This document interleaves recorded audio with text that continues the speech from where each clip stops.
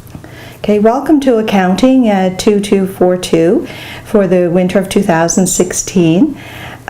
So the purpose of this video is just to give you a brief overview to the course, and also so that you have an idea of who your professor is. As I mentioned, my name is Daphne Rickson, and I am Associate Professor of Accounting, and in addition to teaching accounting, I'm also the Executive Director of our Center of Excellence in Accounting and Reporting for Cooperatives.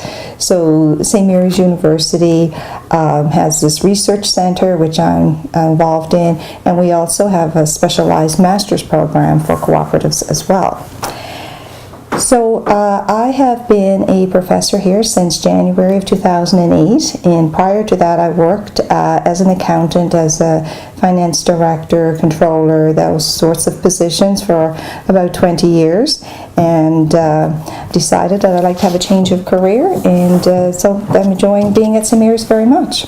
And when I'm not finding ways to, I guess, impart my accounting knowledge, I enjoy traveling. I particularly enjoy traveling to Europe and Asia and South America are some of my favorite locations. So first of all, although this is a distance course, I'm certainly accessible. I do have online office hours, and those are every Friday from 12 noon to 1 p.m. That's Atlantic time or Halifax time if you're joining the course from another location. It is online, Luminate on Blackboard.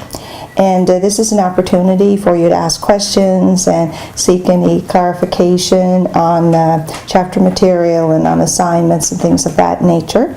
However, if you can't attend, I'm certainly available to set up a separate time by appointment, or if you want to just send me an email, I commit to respond to your emails within 24 hours. The textbook that we're using for this course is called Managerial Accounting, and this is, you need to make sure that you are buying the version of the book that comes with the access code for the My Accounting Lab. So in the My Accounting Lab, that's where some of your assignments are, so, and also all of the course material. So you definitely need to make sure you get the book that's for this course, because it may be used in other courses. There's a special book and access code for this distance course, so just make sure you're buying the book for the distance course. As well, the department requires that everybody use the same calculator, and this is in the syllabus as well. You'll see the details there. So it's the Sharp calculator and the serial numbers located in the syllabus for this course. So now for the all-important question, how will your work be evaluated? Well, we have four main categories. We have the group online discussions. So the group online discussions, we are going to have 10 of those worth 2 marks each.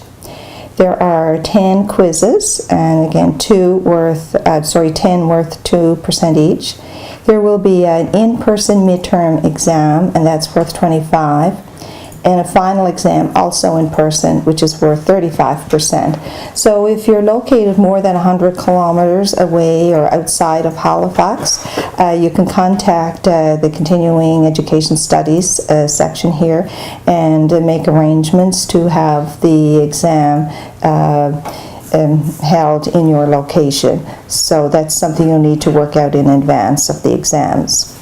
So how you go about studying is, of course, up to you, but here I'm just going to outline sort of, I guess, a general overview of how you can approach it. So read the chapter and then review the online interactive presentations. They're very helpful in terms of you gaining a better understanding of the material. And we have practice questions, and those are listed in the syllabus. So with the practice questions, you don't have to submit those, but you should do them. You can only really learn accounting by doing it. So just looking at the question and reading the solution, that's not really the way to learn accounting. You absolutely have to practice the questions. So I do encourage you to practice the questions. The solutions are posted online in Blackboard for you.